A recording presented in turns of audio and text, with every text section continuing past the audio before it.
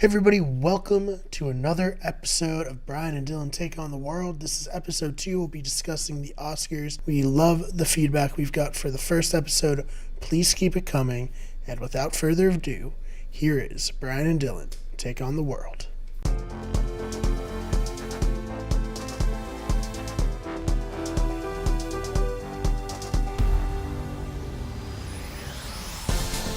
Welcome back, guys. Episode 2. Brian, we had a topsy-turvy week with the release of our first episode. Yeah, it was interesting. I think as far as the YouTube, it went good. We got a decent amount of views, especially when compared to the amount of subscribers. Getting it on iTunes was a little bit of a struggle, but we're there, so we're on YouTube and we're on iTunes, and I am so excited for the future of the show. Yeah, I listen to a lot of podcasts in my time, and getting on iTunes is a very, very big deal to me, and I am so excited, even though they let anyone on there as long as they're not a racist. So, yeah, exactly. I'm sure there are some racists. So yeah, I'm very excited. So we're officially on iTunes under Brian and Dylan Take on the World. We're on Wicked Good Everything on YouTube, so make sure you check us out. We're all over the place. We're taking over. Our views aren't exactly there yet, but 1 week we're going to be at 100, and the next week we're at 100 million. That's just the way life goes. Absolutely. Overnight meteoric rise incoming. Yes. So Brian, I want to start this off by saying Happy March. Hey, It is officially St. Patrick's Day season. Just the whole month is St. Patrick's Day season. Right. Fair enough. I want to start out March by saying, fuck Shamrock Shakes. Oh, okay. So coming out the gates with a real hot take. I had to come out with the hard F. I'm not happy about it. I told myself I wasn't gonna swear, but in the moment right there, I couldn't help but not swear because I officially hate Shamrock Shakes. I had one for the first time 2 days ago. Ever. Okay. And because wow. weren't they gone for a certain amount of time, then they came back? I don't mean just a year. Weren't they a few years? I couldn't tell you. I'm not an expert. Oh, I did work at McDonald's, but I didn't work during March. It was 7 months, and it was from September to when did I start? I think I started at Tyco in February, so it was not even 7 months. Well, if you want to keep going on about your life, we can, but I'm just talking Shamrock Shakes. So I had my Shamrock Shake for the first time. I hate it. It's gross. It's disgusting. It stinks. If whoever likes that, you're disgusting and you stink as well. But please subscribe and rate, please. Yes. Just hate rate. I don't know. It just doesn't. It's just not something I like. It just tastes I feel like I'm literally eating a 4-leaf clover, which is not meant to be eaten. So I haven't had a Shamrock Shake in a long time.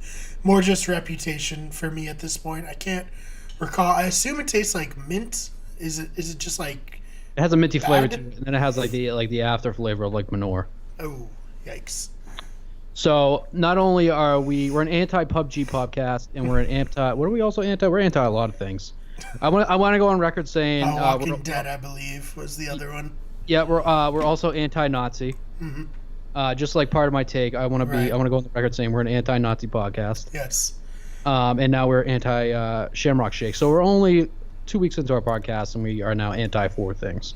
So a lot can happen in the next week. Yeah, hopefully we'll get 2 things to be anti next week. So today on our show, we are going to be covering the Oscars, which, if you're listening to this right when this drops, we're dropping this the Sunday of the Oscars. Yes. And so it's going to be frantically sharing it. Hey, before you watch the Oscars, listen to this. Yes. I'm going to be jamming this down your throat, just like I do everything else. Oh, so I love the Oscars. The Oscars are one of my favorite events to watch on TV. I got recklessly drunk last year, and I was also I also want to address one more thing before I keep talking. Okay. I recognize I said a lot in the last podcast. I can't help it. I think it was because I was drinking a margarita last time and I was a little bit in the tank. But I also want to go on record saying I'm also drinking a margarita right now. So if I say a lot again on this podcast, don't at me on Twitter. Okay. Don't come after him. Don't come for his weave, as they say. No. So back on track. I love the Oscars. Last year I got a little too drunk and I was a little bit behind on the Oscars. I think I paused it to go tinkle a few times. Right. And by the time I got back was right around the Best Picture time. And I was following it on Twitter, even though I knew everyone was ahead. And I was watching the show, and on Twitter, I kept seeing that everybody was saying that Moonlight won. And I'm looking at the show, and I'm like, okay, well, these people are fucking dumb because La La Land just won. And Little when did you know. I knew once everything on stage happened. So like I had subconsciously seen it on Twitter, but I was too dumb and maybe a little too drunk to notice what was going on. Right. But then when it happened live, Brian, my world was rocked. I freaked out. I was in a room by myself. My fiance, my pregnant at the time fiance, completely done with me. Don't really blame her. She was in bed in the other room. You know, she locked the door, so I was just in here. Alone. And when that happened, I freaked out, and I was also about a half hour behind on Twitter, and it did not look good for me on Twitter. People were saying, all 90 of my followers were saying, I'm pretty stupid. Like, Dylan, this is like 20 minutes ago. We're on to something new. So the Oscars are like my second Super Bowl, so Right. I am very, very excited for them. So in a moment, we will be previewing the Oscars and some of our movies we like, we don't like. But first, I want to talk about the news that has happened this week. Yes, let's get right into it. So first, what it has broke like in the past like 2 hours is that Avengers: Infinity War will now be coming out a week earlier. It will be coming out on April 27th. Excuse me. Okay. That is not far away. Holy shit. It seems closer. It's only a week, but before it was May 4th. Yeah. So now we're in April 27th, and that is closer, and it seems very, very close because the next movie we are going to be reviewing the night of will be Ready Player One, spoiler. Right. And this will basically be the next movie after that. So like for the next like 2 months, we have a lot of stuff going on. Don't even get me going on May because we have Deadpool, we have Solo, which I'm doing my best to stay away from because I don't want anything to happen like The Last Jedi. I want to stay away from everything. So this is a very, very fun time to get into podcasting. Yeah, I agree. I think we're striking while the iron is warming up, and we'll be in our element while the iron is hot. I'm not saying this is the year we make our millions, but I'm not saying it's not either. Right. Fair enough. So yes, Avengers will be coming out a week earlier. That's awesome, and I'm excited. I'm even more excited now because it's only a week, but it just sounds so much closer now. That's not in May; it's in April, and that's only about It's the first day of March we're recording, so like if you ignore that it's the end of April, you can be like, it's only a month away. It's only a month of May. I'm not good with dates and numbers and stuff, so it's only a month away. It's March now. It'll be April before I know it. Yep. Our second story is Battlefield. The sequel to Battlefield 1 is going to take place in World War II. Right. Awesome. So what's the name of it going to be? So you would think a sequel to Battlefield 1 would be Battlefield 2. Right, but they already had a Battlefield 2. They back did. In the day. So the sequel to Battlefield 1 would be called Battlefield 5. Okay. Naturally, that seems to fit. It checks out. Unless they don't really mean for the V to be a 5 and they really just mean it's Battlefield V. So in that case, it could be Battlefield V. Why not? So we're officially calling it Battlefield V. I mean, who's to say that it's not Battlefield V? Correct. Another thing, I'm very excited for everything now. Yes. I love Battlefield 1. I thought it was so refreshing. I thought Call of Duty got so redundant. There was no strategy in it. And then Battlefield 1 came, and I was terrible. It took me a while to get good at it. I'm still not even that good at it. It's big-ass maps, a whole bunch of people. It's awesome. I can't wait for World War II.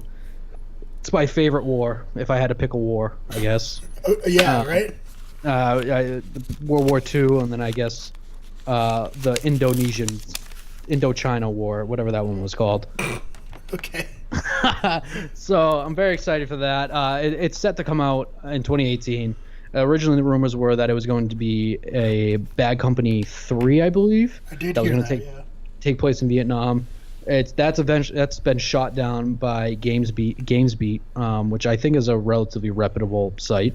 IGN's quoting them, so I'm just going to go with that. Yeah, if IGN's quoting them, I think you can feel fairly safe stating it as a near fact, a near truth.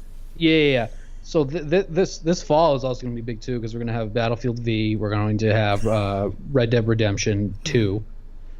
Yeah, the third game in the Red Dead franchise, Red Dead Redemption 2. Red Dead Revolver, Red Dead Redemption, and then Red Dead Redemption 2, which is a prequel to Red Dead Redemption. So naturally, it should just be called Red Dead Redemption V. Yeah, They could have just come up with another R. I also, Last of Us 2 has not been confirmed yet, so maybe they're all just going to come out at the same time, and I'm just going to have no money. Right. Well, yeah. The release date hasn't been confirmed, right? Yeah, no. It is real. Like according normal Naughty Dog stuff is they'll come out in June, I believe. Mm. I think a chart came out like April, June, May. So I think that's their timer. But yeah, still no release date on Last of Us 2. So we're kind of jumping all over the place with games right now. But Have you gotten to play any of the Lost Legacy? I haven't yet. It's on the list. Throw it on the list. Yeah, same. And so also, too many games.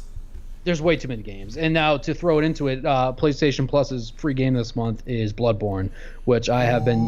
You gotta play that. Somebody has been jamming it down my throat. I haven't played it yet. I heard it's like super hard yet super fun at the same time. I'm all about free. I'm so cheap that even if there's a game on PlayStation Plus I'm never gonna play, I download it and then delete it. Why not? So it's always in my library. You see, I'm smart like that. Exactly. So, Bloodborne, Battlefield V, I think is how we got started on this. Excited for all of them. Mm-hmm. I just want to quickly touch up on this one. It came out this week that Konami is going to charge people for save slots in the Metal Gear Survive game. Yeah, a game that really didn't need any more negative publicity. No.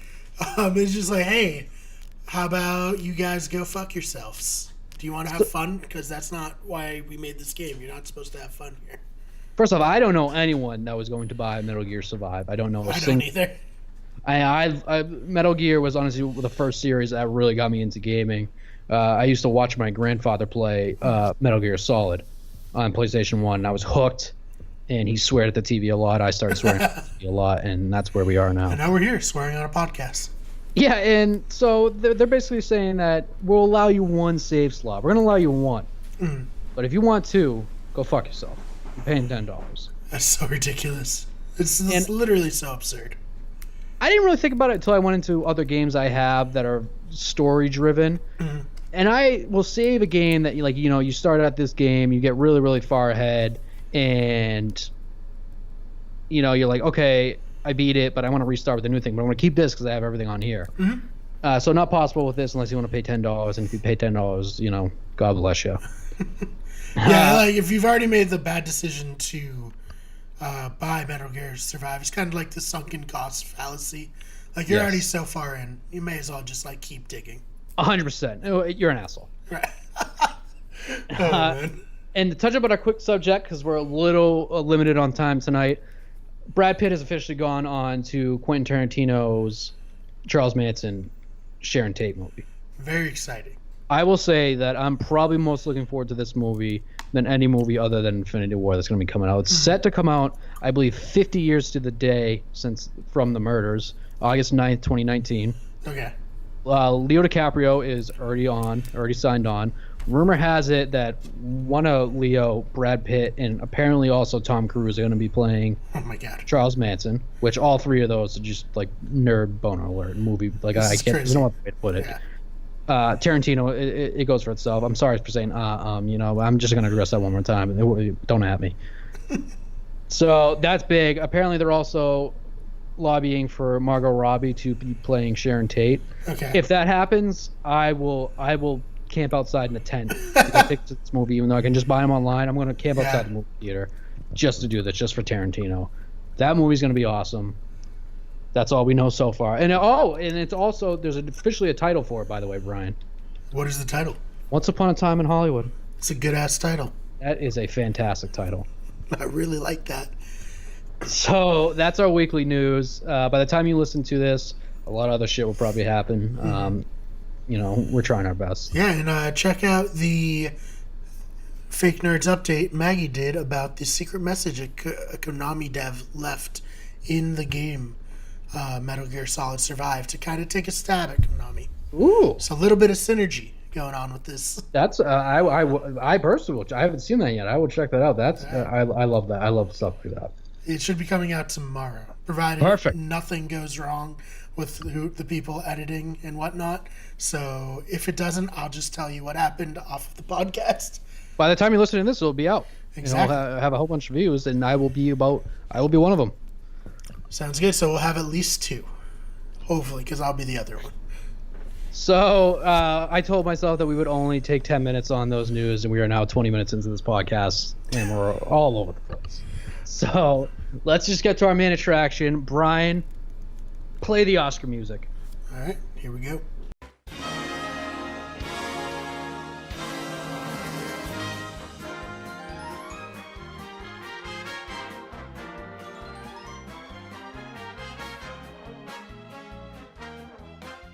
The 2018 Oscars are coming out today when you're listening to this, or they happened yesterday or last week, depending when you listen to us. But if you're listening to it today, like a dedicated fan, they're coming out tonight. I'm very excited, Brian, but I have a lot of issues with the favorites, and I have a lot of issues with one particular movie. All right, well, so should we name all of the Best Picture nominees? I can run those out real quick, and then we can kind of dissect them, and you can tell us which one you're upset with. Sure. And to everyone listening at home, with the list I'm going to be reading off, I'm going to read them rather quickly, just so we don't waste any time with this. So for Best Picture, we have Call Me by Your Name, The Darkest Hour, Dunkirk, Get Out, Lady Bird, Phantom Thread, The Post, The Shape of Water, and Three Billboards Outside Ebbing, Missouri. I have seen The Darkest Hour, Dunkirk, Get Out, Lady Bird. I'm sorry, I haven't seen Lady Bird. You've seen Lady Bird. I've seen Lady Bird, yes. Shape of Water, and Three Billboards Outside Ebbing, Missouri. I will say right off the bat, I have zero interest in the Phantom Thread. Yeah, that's fair. I don't think you're alone with that. No, and I'm not one to judge a movie by its cover, but I'm judging Phantom Thread by its cover. It's just not a movie I have any interest in. Also, there's two movies on here I think are solely nominated because they have like the best actors in the world, and they give like probably I'm sure Daniel Day-Lewis gives an outstanding performance in Phantom Thread, but let's be honest, this movie was going to be he was going to be nominated for best actor if it was a movie about like sneezing. Yeah, fair. The other one that I think is solely nominated based on performance is The Darkest Hour, which I actually watched yesterday for the first time. How was that? It's an all-right movie. I'm a big history guy, so I love the movie. But I think if you're a casual viewer going into it, I don't think it's that great of a movie. But I think it's a movie that's carried by Gary Oldman. I mean, carried. Gary Oldman was the one who replaced Kevin Spacey? No. You're thinking of All the Money in the World. Oh, I am. Oh, I don't The Darkest Hour is holy shit. My bad. Darkest Hour is all about Churchill during yes, at the start of World War II. Yeah. And he honestly, I couldn't tell the difference between Churchill and Gary Oldman. I honestly forgot Gary Oldman was in there. Having a fat suit on probably had a lot to do with that and a lot of makeup. Helped. But he is outstanding in it. I will say, though, I don't know if it's Gary Oldman's Churchill or Churchill actually sounded like this, but Churchill sounds like Droopy the dog. Do you know who I'm talking about? Or is it Dopey the dog? You know the dog. I think he was big in the '70s. He had his own cartoon, and he's on Family Guy all the time. Oh, and he talks like this. Yeah. Churchill, multiple times in that movie, sounds exactly like Droopy the dog. And I'm assuming Gary Oldman did his research, and that's what Churchill sounded like. Because I've heard Churchill in videos and stuff before, but like 40s videos, they don't have the best audio. No, definitely not. So I don't know if Droopy the dog is based off of Churchill, but Churchill is Droopy the dog in this movie. But it's still Gary Oldman crushes it. It's very good. I'm a big history guy. I loved it. I don't recommend it to the average person. Definitely don't pay $5.99 to rent it. But I don't think it deserves a Best Picture nomination. I will get into what I do think should take its place. Right. But we have 9 nominees, correct? Correct. Yep. But we can have 10. I believe that's the rule. You can have up to 10. So I don't see why anything should have gotten snubbed. You know what I mean? Well, a movie I think got incredibly snubbed is Wind River. Okay. Wind River is written and directed by the same guy that wrote Sicario and Hell or High Water. Right. Both some of the best movies I've seen in the past 5 years. And Wind River, honestly, may have been better than both of them, which is very, very debatable because they're both very, very good. Right. And it was not only was it not nominated for Best Picture, it wasn't nominated for Best Original Screenplay, which shocked me as well. So that's my biggest snub of this entire Oscars is Wind River, hands down. I have. I haven't seen that, but I'll have to check it out. It's tough for me to explain it. I also want to keep this very, very spoiler free, but Jeremy Renner's in it. Elizabeth Olsen, I think the normal Olsen sister, she's in it. She crushes it. It's a very, very good movie. I highly recommend you guys rent it. Biggest snub of the year for me. Brian, we're going off the rails with this, man. We're jumping all over this place. We are not going by the show notes, but I got to be honest, I'm feeling it right now. You know, sometimes you just need to go with the flow. I found in doing podcasts and different kinds of web shows. I think for me this year, I'm really an ill-informed Oscar viewer because two reasons. I saw The Force Awakens and I was like, do I even like movies anymore? I don't know.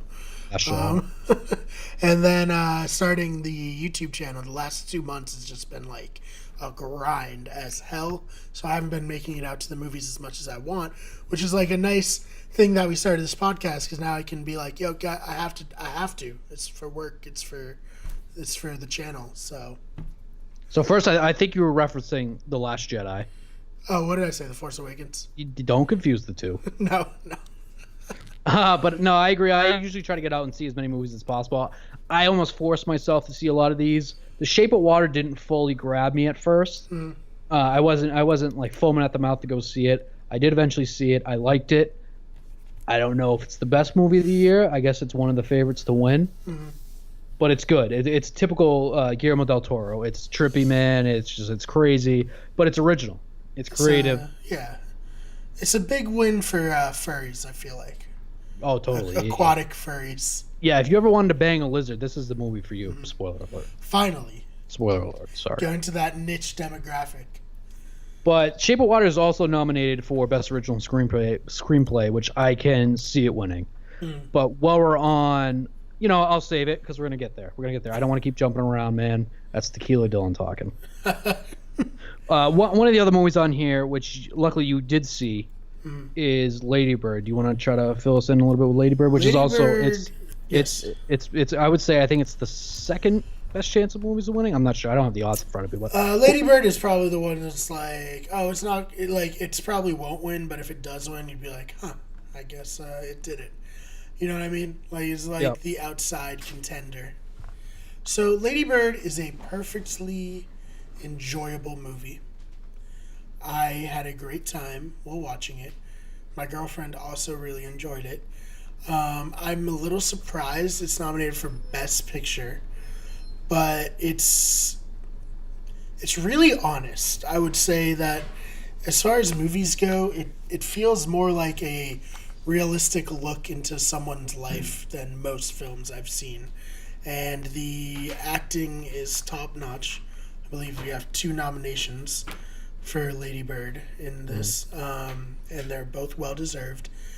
I wouldn't say you should definitely get out and see it right this second, but it's probably a great date movie. Not take someone that you've never met, but if you're in a long-term relationship, I would say see it with your significant other.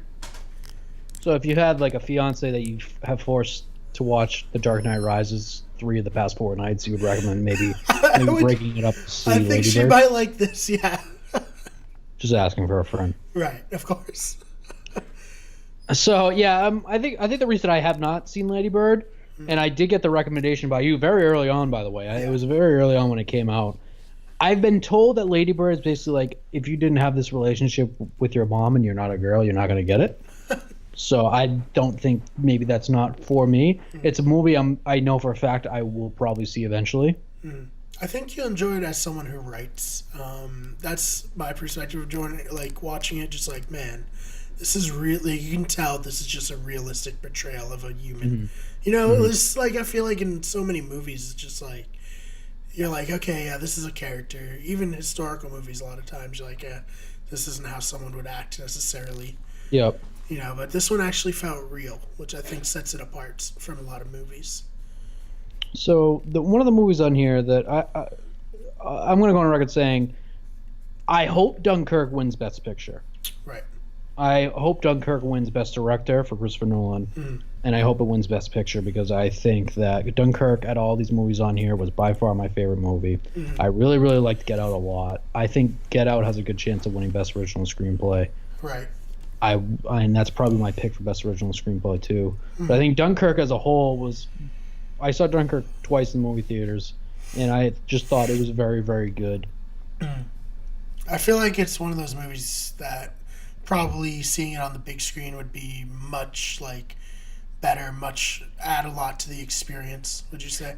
Yeah, and I saw it in IMAX too, which definitely added to it because there's a lot of loud bursts. I mean, you're in the middle of a battle essentially, and I just thought it was very, very good. It was almost it's almost the opposite of Darkest Hour, where you don't need to be a history buff at all. They do a very, very good job of explaining the movie to you, and it just grips you. Like, you feel like you're on the beach with them with just the way the movie is shot. The score, which I also think Hans Zimmer should win best score is that the award, best score?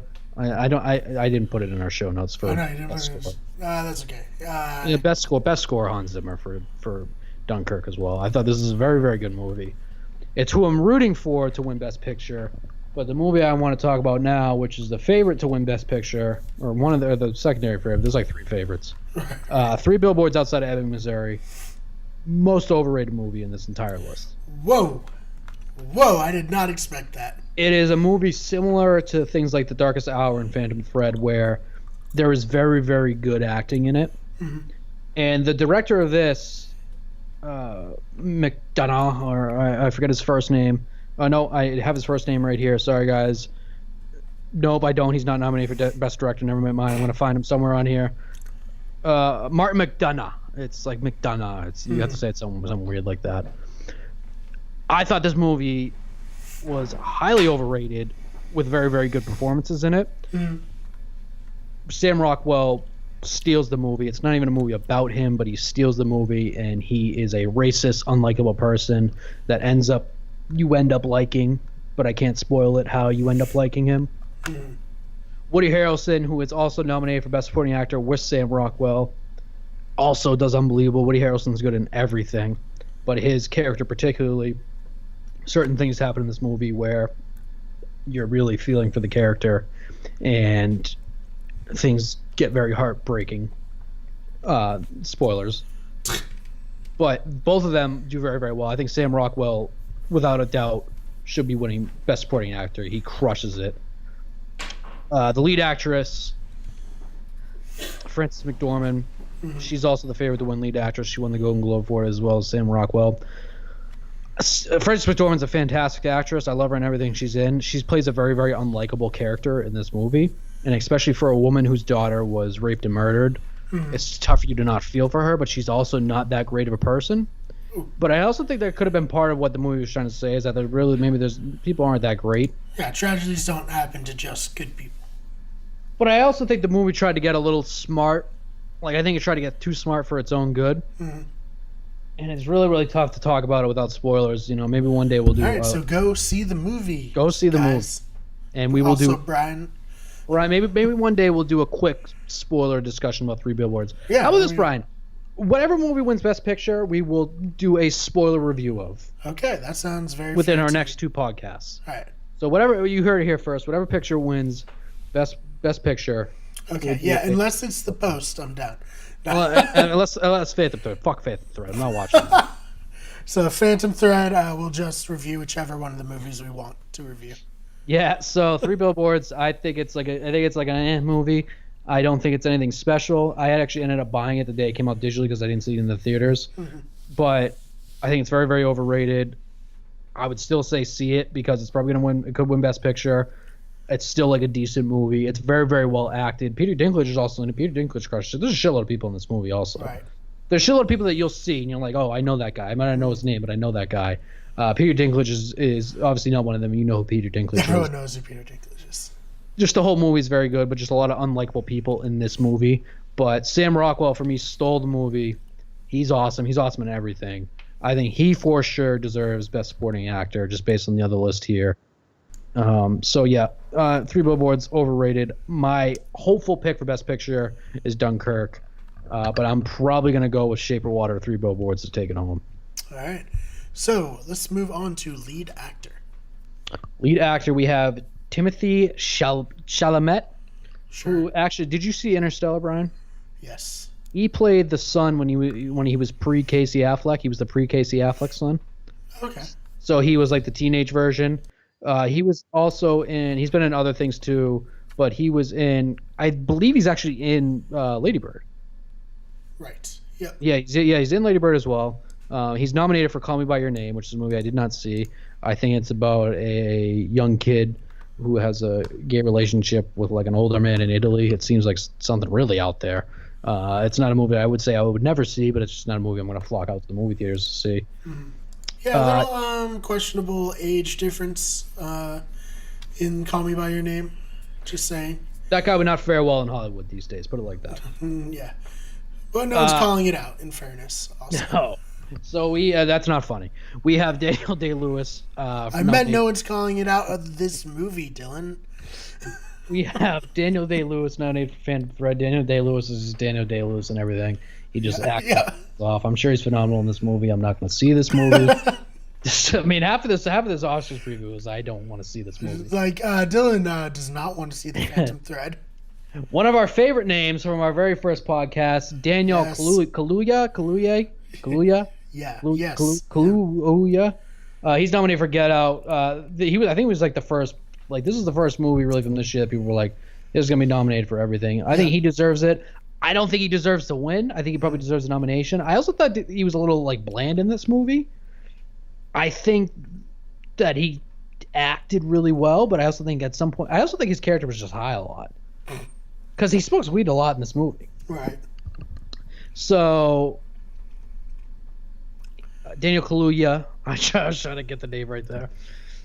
Forget Out. Gary Oldman for Darkest Hour, who we've always talked about. He's Droopy the dog, but he does really, really well in that movie. I totally forgot it's Gary Oldman. That's my pick, and I believe he's also the favorite for the lead actor because he won the Golden Globe as well. Right. And then Denzel's just in this every year. For the movie everyone saw. This movie, I never saw it. I think I saw like a commercial for it once. Roman J. Israel Esquire. But I think this is just the Denzel slot. Like I think he just gets nominated for this every year. So, Denzel's in there for whatever movie he was in this year. Right. So who do you want to see win from this? Yeah, I'm gonna go with Gary Oldman for sure. I'm gonna go with Gary Oldman. I think he's going to win. I think he deserves to win. I can't speak for Timothée Chalamet because I didn't see Call Me by Your Name. Daniel Day-Lewis, I'm sure he's phenomenal. But Gary Oldman, like I think to give a really good acting performance. Similar to what I said last week about Michael B. Jordan as Killmonger. If you forget that that's the actor, I think they're doing their job correctly, and I think they're doing it very well. And like I said, the fat suit and the makeup and a lot of that helped Gary Oldman in this, but I think he is phenomenal. I think he definitely deserves it. I'm going to bet my house that he wins it. All right, so let's go lead actress. Lead actress. We have Sally Hawkins for Shape of Water, who she is a mute in that whole movie. And she also bangs a lizard. No spoiler. Living the dream. Frances McDormand for 3 Billboards Outside Ebbing, Missouri, which we just talked about. Margot Robbie for I, Tonya, which my biggest problem with this movie is like they're like semi-glamorizing Tonya Harding for breaking Nancy Kerrigan's like life. Yeah. I don't remember what podcast it was, but someone was like, "Oh, I never heard about this," and the person's like, "It was like the 9/11 for white people." Yeah, I guess. Yeah, that's true. Yeah, two white women just like beating the shit out of each other because one of them wanted to win the gold so bad and they were crazy. Man. Yeah. Margot Robbie, she's very, very hot. I love Margot Robbie so much. Yeah. And I saw I, Tonya as well. I just don't get why we're glamorizing Tonya Harding. It's trouble. I guess she goes into the movie. She comes from like a not great past, but Margot Robbie for I, Tonya. Saoirse, I think it's Saoirse Ronan. Saoirse Ronan for Lady Bird. I'm a huge fan of Saoirse Ronan. I like her as well. She's from Ireland, which I'm a big Irish guy, both like literally and hypothetically. I am as well. So this is a pro-Ireland podcast. Yes, well, we're going on the record saying this is pro-Ireland. So we actually have our first pro of this podcast. And Then we have Meryl Streep for The Post. Same thing as Denzel. It's just that's the Meryl Streep slot. Really, I It didn't. really is. It really is.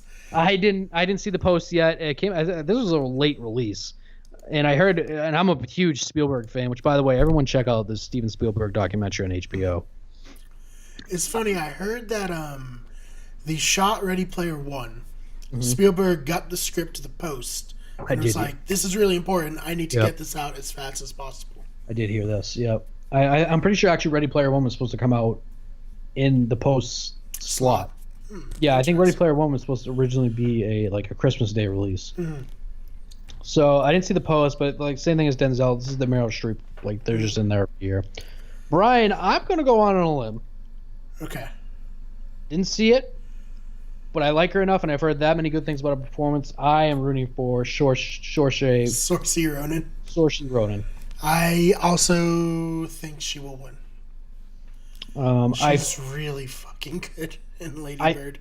I find it hard to believe that somebody who plays, although it's impressive to play like a mute girl the whole movie, I just don't see how they can win that. Like I said, Frances McDormand, she's very, very good, but she plays like just a shitty person.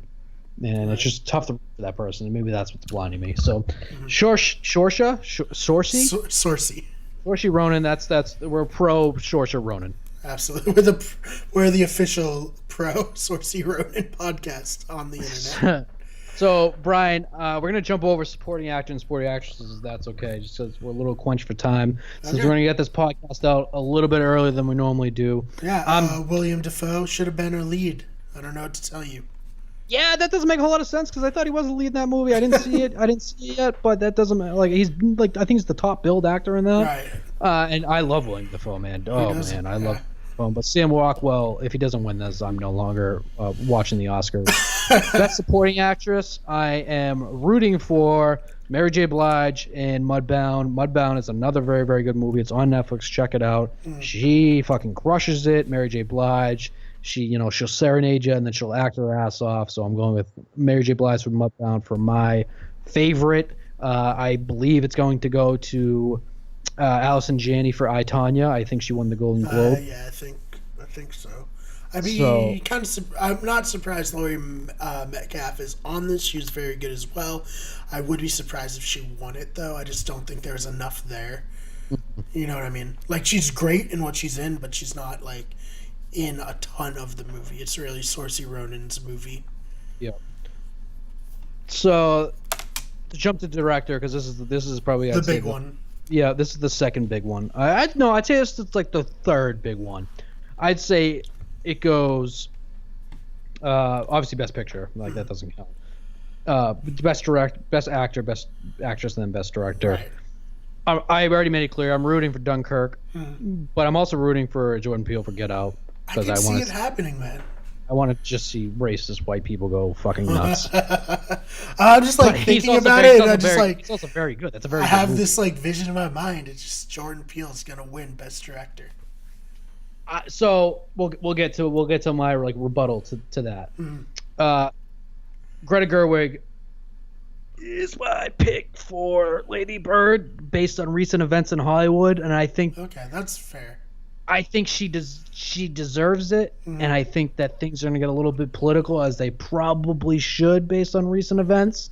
So I'm going to pick Greta Gerwig for Lady Bird. Okay, I mean she would deserve it. She made such a great movie for like her first independently directed film. Yep. And I've just heard nothing but good things. And you're also like selling me on Lady Bird as we go on. You should see it, man. I'll watch it. I'll watch it before the Oscars. To be 100% honest with you, I promise. All right, sounds good. So I'm rooting for Christopher Nolan. I think Greta Gerwig's going to get it just based on the political climate, and I feel like the Oscars can. It's very easy to get political. But I believe Guillermo del Toro is the favorite. So I'm gonna, if I had to pick, I think it's between Greta Gerwig and Guillermo. Right. I just want to. So Paul Thomas Anderson is the other nominated director on there. Always get him mixed up with Paul W.S. Anderson, and they could not be two more different directors. Do you know what Paul W.S. Anderson's best known for making?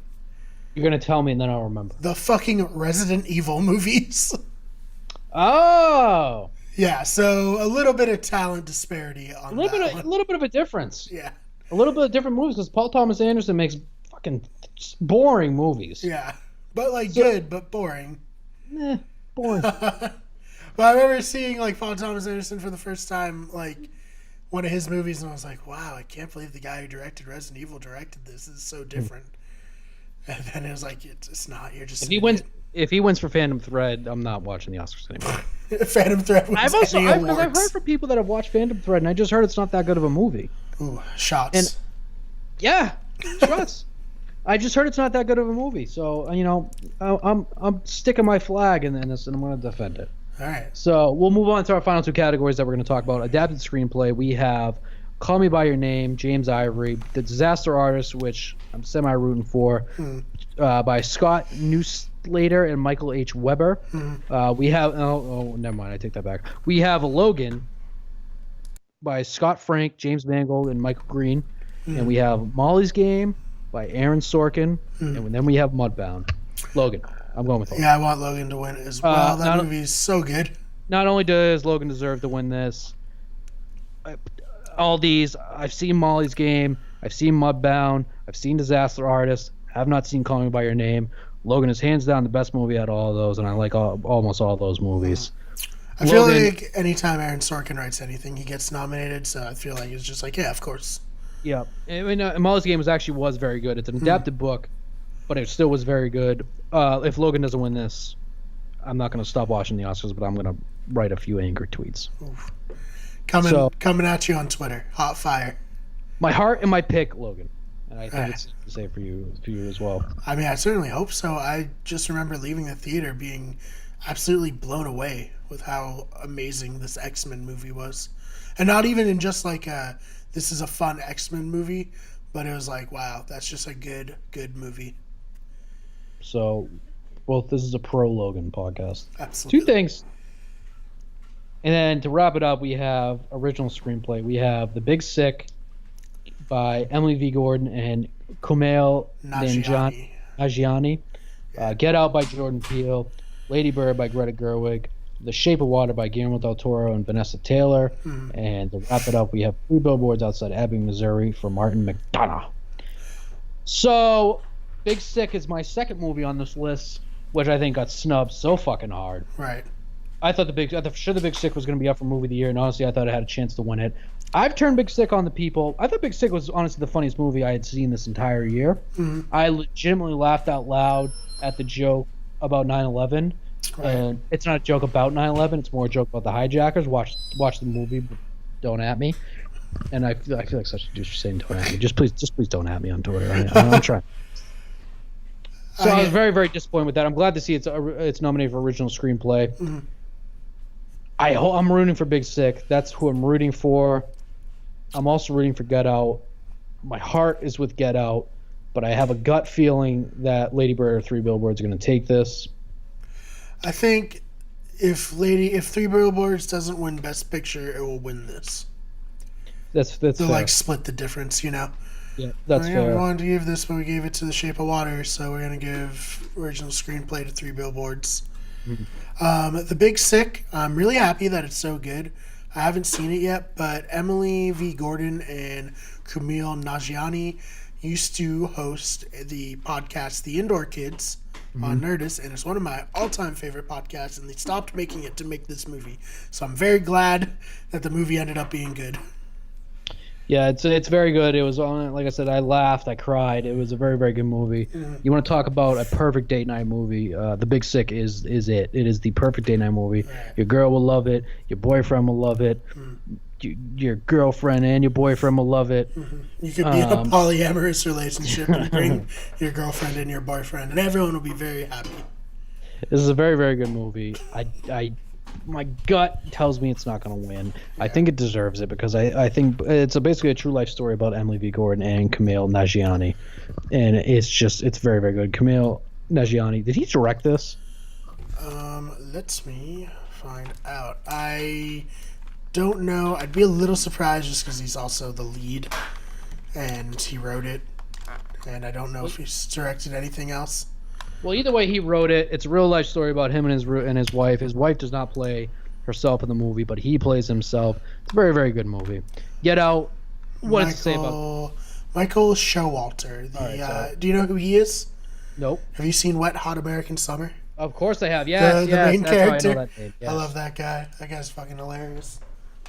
So, Get Out is obviously the other one. I'm rooting for Get Out. I love Get Out. I thought it was like hilarious yet terrifying at the same time. Right. And I also just want to see racist people lose their goddamn mind because it's just hilarious. I agree. I'd be quite happy with that. Like I said, I actually don't even think the 3 Billboards should be on here. A lot of people just say, maybe it's too smart for you. Maybe you just didn't get it.